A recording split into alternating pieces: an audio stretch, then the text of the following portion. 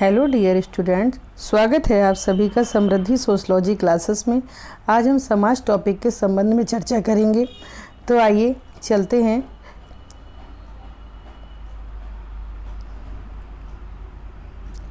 देखिए, समाज एक इम्पॉर्टेंट टॉपिक है जो अधिकतर एग्ज़ाम में से रिलेटेड क्वेश्चन पूछे जाते हैं। तो समाज को समझने के लिए हम इसे दो तरीके से समझ सकते हैं। इसको इंग्लिश में सोसाइटी बोलते हैं। ये दो तरीके से समझा जा सकता है, एक सामान्य अर्थ के रूप में और एक समाजशास्त्रीय अर्थ के रूप में। तो सामान्य अर्थ के रूप में हम समाज को एक समूह के रूप में जानते हैं। जैसे हम किसी भी समूह को देखते हैं तो हम उसे समाज मानते हैं, वो चाहे संगठित समूह हो चाहे असंगठित समूह हो। तो इस प्रकार से कुछ उदाहरण है, जैसे आर्य समाज, प्रार्थना समाज, जैन समाज, महिला समाज, ये सभी जितने भी हैं तो ये सब समाज की संज्ञा में जाने जाते हैं, इन्हें समाज की संज्ञा दी जाती है सामान्य अर्थ में। अब समाज शब्द का समाजशास्त्रीय अर्थ जानने का प्रयास करते हैं। तो समाजशास्त्र में समाज शब्द का प्रयोग केवल व्यक्तियों के समूह के लिए, सामान्य अर्थ में व्यक्तियों के समूह को हम समाज मान लेते हैं, लेकिन समाजशास्त्रीय अर्थ में व्यक्तियों के समूह को हम समाज नहीं कह सकते हैं। इसके लिए व्यक्तियों के बीच संबंधों का होना बहुत जरूरी है। संबंधों के आधार पर जो व्यवस्था निर्मित होती है या बनती है उसी को हम समाज मानते हैं, उसी को हम समाज कहते हैं।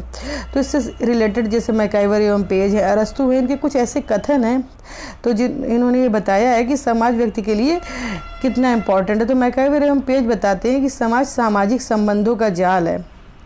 सामाजिक संबंध मतलब सामाजिक संबंधों से ही समाज का निर्माण होता है।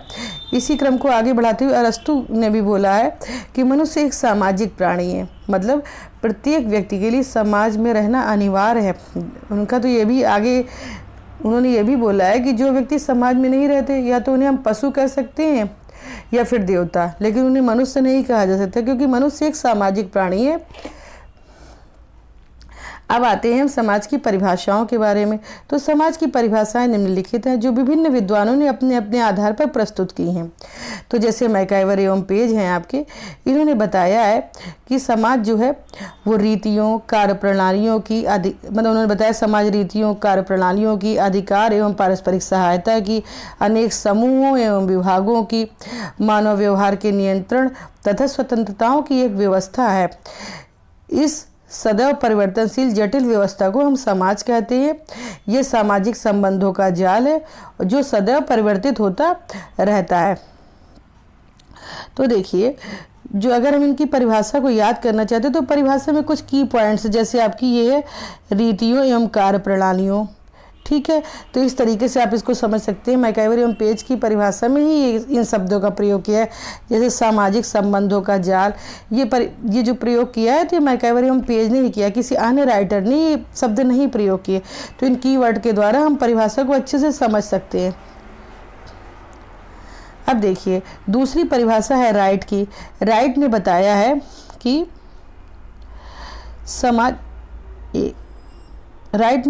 कि समाज व्यक्तियों का समूह नहीं है, ये समाज में रहने वाले व्यक्तियों के पारस्परिक संबंधों की एक व्यवस्था है। उन्होंने पारस्परिक संबंधों के बारे में बताया कि समाज जो है पारस्परिक संबंधों की एक व्यवस्था है। जब तक एक दूसरे के साथ संबंध निर्मित नहीं होंगे तब तक समाज का निर्माण नहीं किया जा सकता, और उन्होंने इसको समूह नहीं माना। इसी प्रकार से र्यूटर ने परिभाषा दी है। र्यूटर की परिभाषा है समाज एक अमूर्त धारणा है जो एक दूसरे के सदस्यों के बीच पाए जाने वाले पारस्परिक संबंधों की संपूर्णता का बोध कराती है। तो र्यूटर की परिभाषा का जो की पॉइंट है वो अमूर्त धारणा है।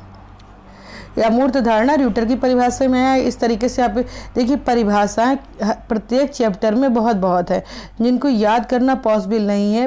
तो कभी कभी परिभाषा देखिए उनके राइटर का नाम पूछ लेता है, तो आप उसके की पॉइंट्स को ध्यान में रखते हुए राइटर को सही तरीके से टिक कर पाएंगे, ठीक है।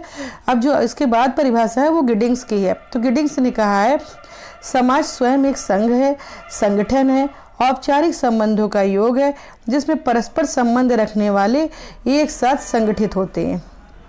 तो इन्होंने समाज को एक संघ माना है, संगठन माना है, और संबंधों के योग की भी बात करिए। तो ये इनके की पॉइंट्स है। इस तरीके से आप इसको याद कर सकते हैं। उसके बाद पार्सन्स की परिभाषा में समाज को उन मानवीय संबंधों की संपूर्ण जटिलता के रूप में परिभाषित किया जा सकता है जो साधन साध्य संबंधों के रूप में क्रिया करने से उत्पन्न हो, चाहे वो यथार्थ हो या प्रतीकात्मक। ठीक है, तो इनकी भी की पॉइंट्स को ध्यान में रखते हुए आप इनकी परिभाषा को याद कर सकते हैं। तो देखिए, र्यूटर की परिभाषा में जैसे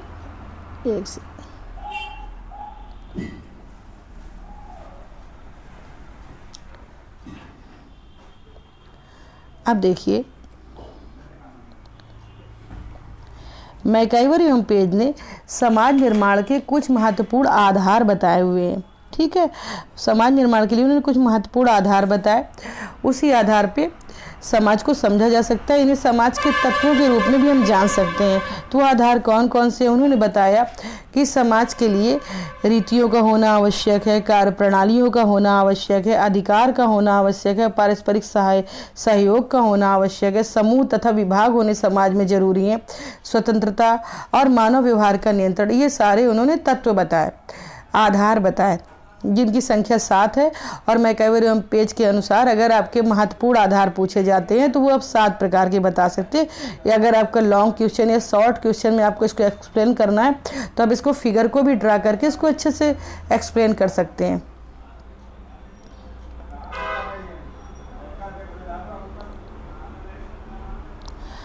देखिए, इन्हीं की चर्चा हम विस्तार से नीचे कर रहे हैं। मैकाइवर एवं पेज के अनुसार समाज के महत्वपूर्ण आधार या तत्व, तो ये कौन कौन से हैं? 7 प्रकार के जो है। तो पहला है रीतियाँ। अब रीतियों में क्या क्या चीज़ें आती है?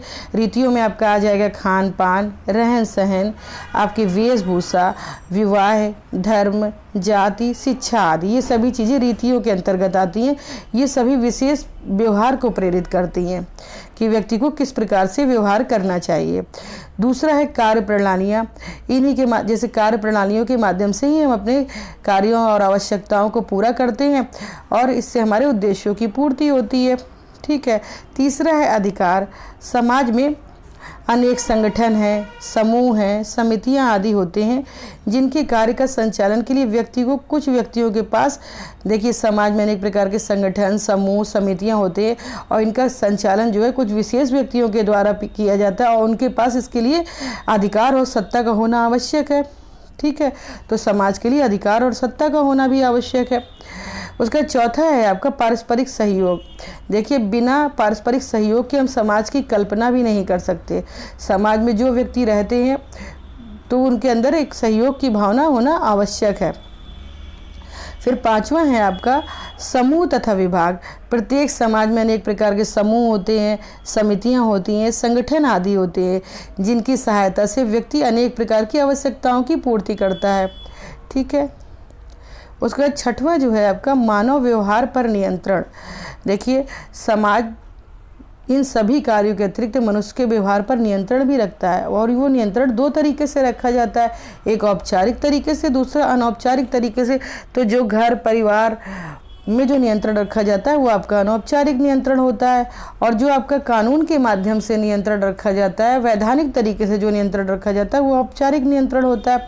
तो औपचारिक साधन कौन कौन से हैं जो नियंत्रण बनाए रखते हैं? तो कानून हो गया, आपका न्याय व्यवस्था हो गई, पुलिस हो गया, प्रशासन आदि, ये सब आपके समाज में नियंत्रण रखने के औपचारिक साधन है। और अनौपचारिक साधन में आपकी जनरीतियाँ, प्रथाएं, रूढ़ियाँ, धर्म, नैतिकता, आपका परिवार, ये सारी चीज़ें आ जाती हैं। फिर उसके बाद आपका स्वतंत्रता हेडिंग है 7वें नंबर की। इसके द्वारा व्यक्तियों को अपने विकास के लिए उचित वातावरण प्रदान करने से, जैसे प्रत्येक व्यक्ति अपने होलिस्टिक डेवलपमेंट के लिए उसको स्वतंत्र होना भी जरूरी है। उसे हर तरीके की बाउंडेशन में रहकर आप उसका पूरी तरीके से विकास नहीं कर सकते हैं। तो स्वतंत्रता भी समाज के एक महत्वपूर्ण तत्व में शामिल है। इसके बाद समाज की कुछ महत्वपूर्ण विशेषताएं हैं जिन पे हम चर्चा करेंगे। तो समाज की विशेषताएं कौन कौन सी हैं इनको देखते हैं। तो समाज में पारस्परिक जागरूकता। समाज में पारस्परिक जागरूकता का होना बहुत ज़रूरी है। जागरूक होकर व्यक्ति सब कार्य करता है तभी वो अपने उद्देश्यों को पूरा कर सकता है। ठीक है। जब तक जागरूकता नहीं होगी तब तक हम किसी चीज़ को लगन और मेहनत से नहीं कर पाएंगे। इसलिए प्रत्येक व्यक्ति का जागरूक होना जरूरी है। दूसरा है अमूर्त व्यवस्था अमूर्त व्यवस्था और सावयवी व्यवस्था। अमूर्त समाज एक सामाजिक संबंधों की व्यवस्था है। सामाजिक संबंध को हम देख नहीं सकते हैं, छू नहीं सकते, इसलिए इसे अमूर्त माना गया है। और ये सावयवी व्यवस्था से हमारा तात्पर्य, जिस प्रकार से ये शब्द जो है आपका हर्बर्ट स्पेंसर ने प्रयोग किया था। तो देखिए, जिस प्रकार से मनुष्य का शरीर होता है, मनुष्य का एक सावयव होता है, तो उस मनुष्य के शरीर का निर्माण विभिन्न प्रकार के अंगों से होता है। ठीक है। अब जब ये अंग अपने अपने निर्धारित कार्यों को सही प्रकार से पूरा करते हैं, तभी मनुष्य की बॉडी सही रहती है। उसी प्रकार से समाज में भी परिवार, समूह, समितियां, संस्थाएं, तमाम सारी चीज़ें होती है। और जब ये सुचारू रूप से कार्य करती है, तभी समाज की व्यवस्था सही प्रकार से चलती है। तो ये एक सावयवी व्यवस्था है, और इसका प्रयोग सर्वप्रथम हर्बर्ट स्पेंसर ने सावयवी शब्द का प्रयोग किया था। फिर आगे श्रम विभाजन, तीसरा जो पॉइंट है आपका श्रम विभाजन। श्रम विभाजन से हमारा तात्पर्य, देखिए, प्रत्येक समाज में कार्यों का विभाजन होता है, तभी वो प्रत्येक व्यक्ति हर व्यक्ति हर कार्य को नहीं कर सकता। जो व्यक्ति जिस कार्य को करने के लिए योग्य है, निपुण है, वो उस कार्य को अच्छे से कर सकता है। तो श्रम विभाजन इसी को बोलते हैं। तो जैसे मान लीजिए, अगर मैं सोशलॉजी पढ़ाती हूँ, अगर कोई मुझसे कह दे, क्योंकि मैंने इसकी शिक्षा प्राप्त करी हुई है, अगर कोई मुझसे ये बोल दे कि आप हिंदी या इंग्लिश पढ़ाइए, तो शायद हम उसको इतने अच्छे से ना पढ़ा पाएँ। ठीक है। तो श्रम विभाजन, प्रत्येक व्यक्ति को उसकी योग्यता के अनुसार कुछ कार्य दिए गए हैं जो सही से कर सकता है। भाई, एक आदमी सभी कार्य नहीं कर सकता है ना। चौथा जो है आपका परिवर्तनशीलता। देखिए, प्रत्येक समाज की एक महत्वपूर्ण विशेषता ये है कि समाज में परिवर्तन होना बहुत ही आवश्यक है। वो परिवर्तन चाहे धीमी गति से हो या तेज गति से, अगर परिवर्तन नहीं होगा तो फिर एक अवरुद्ध हो जाएगा, उसका विकास अवरुद्ध हो जाएगा। इस प्रकार से परिवर्तनशीलता भी समाज की एक महत्वपूर्ण विशेषता है। उसके बाद पांचवा जो आपका पॉइंट है, मनुष्य से बाहर भी, ऐसा नहीं कि केवल मानव समाज में ही केवल समाज को हम मानव तक ही सीमित नहीं रह सकते। पशु पक्षियों में भी समाज देखने को मिलता है, पशु जगत में भी आपको समाज देखने को मिलता है। तो मैं कह रही हूँ, पेज का कथन है यहाँ पर कि जहाँ जीवन है वहाँ समाज है। जहाँ कहीं भी आपको जीवन दिखाई देता है, जिन चीज़ों में, वहाँ पे समाज किसी न किसी रूप में देखने को मिलता है।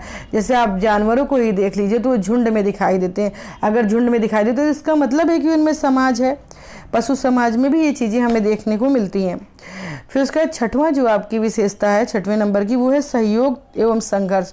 प्रत्येक समाज में लोग कार्यों की पूर्ति के लिए एक दूसरे का सहयोग करते हैं, तो वहाँ उनकी आवश्यकता अगर नहीं पूरी होती तो उसके लिए संघर्ष भी होता है।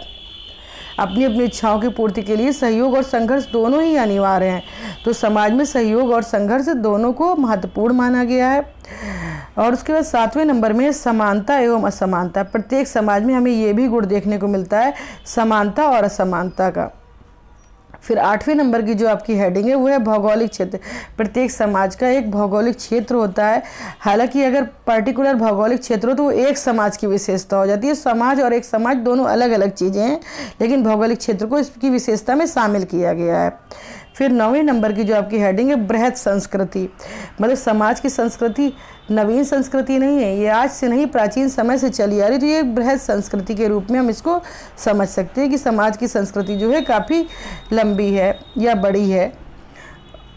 ठीक है। आज की क्लास यहीं पर समाप्त होती है। अगर ये क्लास आपको अच्छी लगी हो तो इसे अपने दोस्तों के साथ शेयर करिए। अगर आप चैनल पर नए हैं तो इस चैनल को सब्सक्राइब करें, ताकि मुझे मोटिवेशन मिलता रहे और आपको सोशलॉजी की अच्छी अच्छी वीडियोस मैं पोस्ट करती रहूं। Thank you.